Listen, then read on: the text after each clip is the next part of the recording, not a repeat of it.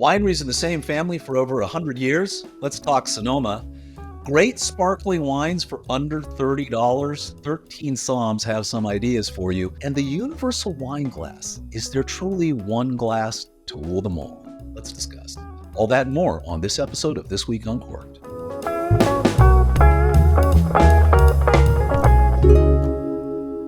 Hello, everybody. Happy New Year. Welcome to episode 25 of This Week Uncorked for Monday, January 6th, 2025. I'm Brett Martin from Corkage, your number one source for Corkage fees, restaurant reviews, wine reviews, and more.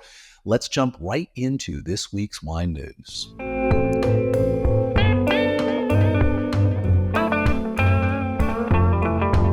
Well, the North Bay Business Journal has an article called Rooted in Tradition, Sonoma County Wine-Growing Families Celebrate a Century of Farming.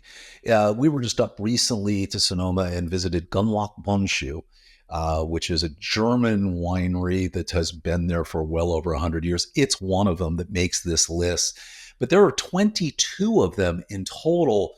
A lot of them start off as farmers, maybe as olive trees, but these farms have stayed in the family. At some point, they converted to becoming wineries, and just an amazing list. And it shows, with all of the acquisitions and, family-owned wineries, it's very hard to keep those generational things going. You'll have, maybe it goes 1, 2, 3 generations, and then the fourth generation doesn't want to have anything to do with the business, and they sell it to someone big, usually, who buys it, and then it becomes part of a massive conglomerate at the end of the day.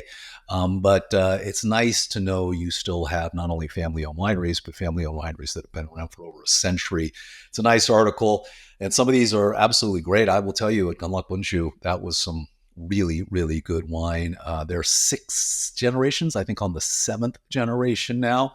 It's nice. I mean, you look at Joseph Phelps, love Joseph Phelps, but last year, 2 years ago, it sold to, I want to say it was LVMH, Louis Vuitton.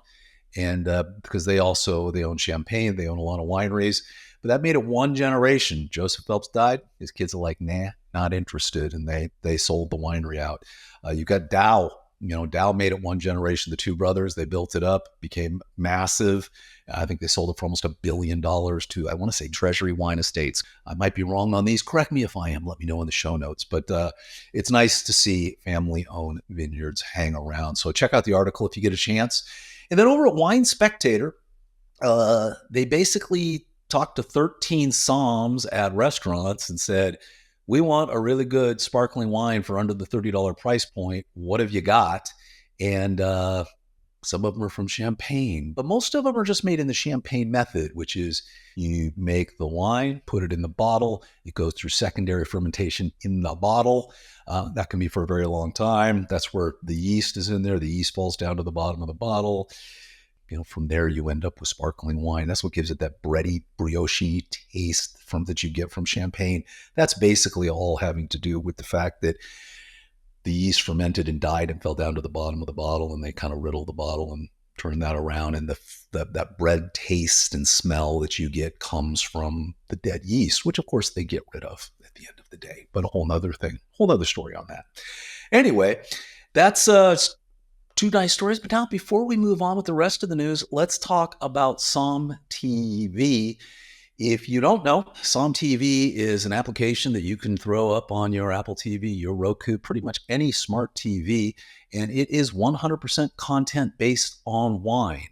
So it is blind tastings, it is vineyard tours, it's chateau tours, it's education on various grapes. They have a show called Sparklers, talking about sparkling wines, where basically it was around pairing champagne with various other things. New content virtually every single week and worth checking out. And you get 50% off your monthly subscription to it if you follow the link that is in our show notes. So basically it's 50% off. You have to click the link. It'll take you to a special page. You get 50% off the monthly subscription fee to SOMM TV. So check that out. And as always, still our good friend Rex Pickett over here wrote the book Sideways. If you go to rexpickettbooks.com and use the code CORK10, you'll get 10% off everything over at Rex's site as well.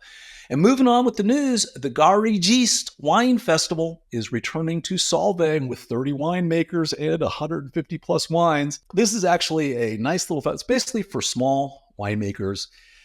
The Garagiste, people that are making wine in their garage. Not really in a lot of these cases. They're over at, co-production facilities, custom crush facilities, or they're making it's kind of small batches. But it kind of celebrates the small winemaker. They're going to be in Solvang October 7th and 8th. They're going to be in Sonoma on the 26th. They're going to be in Los Angeles on June 21st and Paso Robles on the 7th and 8th of November. The one in Solvang is the 2 days. When they do the 2 days one, they're kicking it off with a rare and reserve tasting, which is kind of nice, showcasing kind of limited club-only library wines, pre-release wines.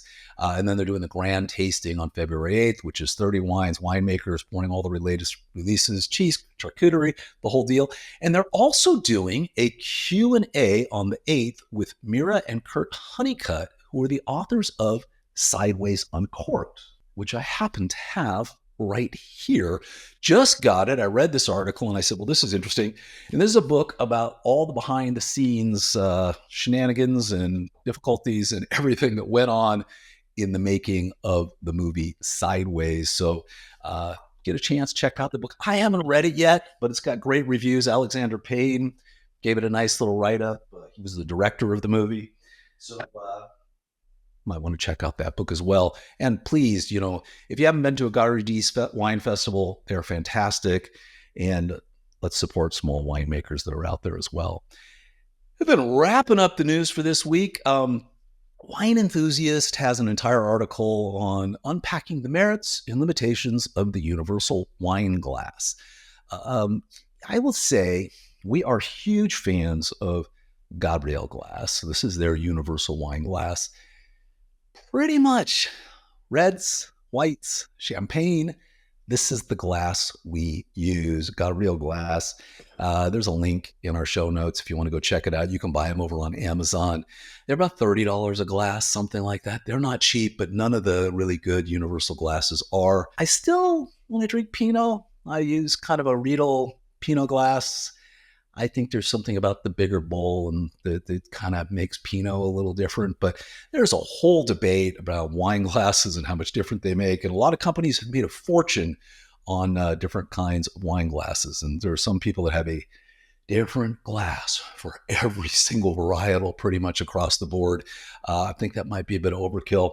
But you can check out the article. Wine Enthusiast, of course, also has a massive online store. So they've got their own universal wine glass that they're talking about. I do think that this one, though, the overall shape, the balance of it, very, very good glass from Gabriel-Glas. So worth checking that out as well.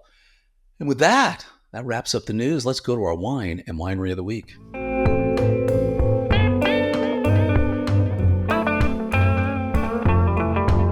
Let's head down to Texas, shall we? Tina and I did an entire tour of the little-known wine regions of the Southwest this past summer, and we stopped in at Spicewood Vineyards in Spicewood, Texas.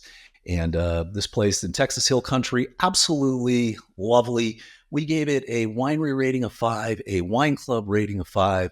Our host was amazing, and the wines were from good to almost outstanding. I would say outstanding in some cases. Just a wonderful little vineyard. It's beautiful. Come drive down a dirt road, go off a path into the back, and you will end up at Spicewood. They have one wine which is named after. This is so Ron Yates he also has Ron Yates Winery. He has Spicewood, pretty famous winemaker down there in Texas wine country. Anyway, his grandfather was Tommy Joe Yates, and they produced a wine. They called him the Good Guy, and they have a wine called the Good Guy. And this is just an outstanding red blend that is killer. I mean, killer. We ended up getting, I think we got some 2017s or 18s. We got some 2020s.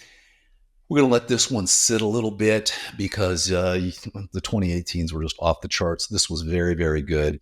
But they make some incredible wine. So if you're down in Texas wine country, check out Spicewood Vineyards. You will not go wrong. It's a little bit off the beaten path. kind of if you're coming from Austin, you want to stop at it on your way into Fredericksburg, which is probably where you'll end up staying if you're checking out wine country. Anyway, well worth it. Check out Spicewood Vineyards. And our wine of the week is the 2020 Piedlong Châteauneuf-du-Pape. We rated this 93. Just had this a few weeks ago. Outstanding wine. It is $73 a bottle.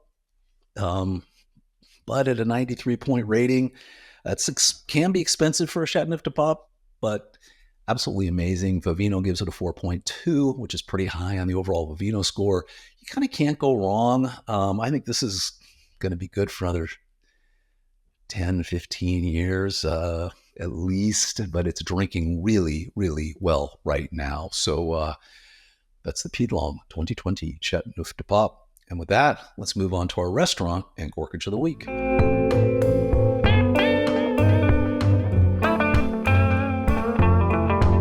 So I went with a bit of a theme. I'm staying back in Texas. While we were on wine country, we happened to go to the Vaudeville Restaurant in Fredericksburg, Texas. Kind of walk into like a gift shop, and then you go downstairs and you are in this lovely little French bistro.